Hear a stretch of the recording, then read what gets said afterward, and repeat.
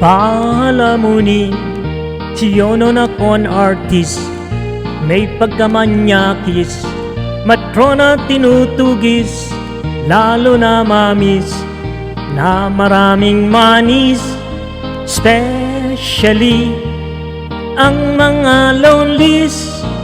Lalasunin niya mga isip nila, magpapaawa siya, lalo na kay Punyeta. Ito namang si Punyeta, bigay agad pera, di makahalata na binubudol siya. Palamunin, si Yonong malaking tiyan, walang kahihiyan, budol ang kalakaran, palaki ng palaki ang tiyan, katulad ni Mang Juan.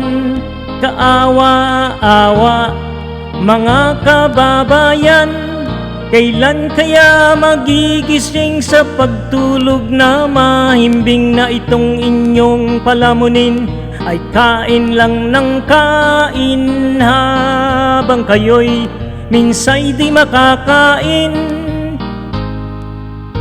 Ay nako, habang kayo'y minsay di makakain.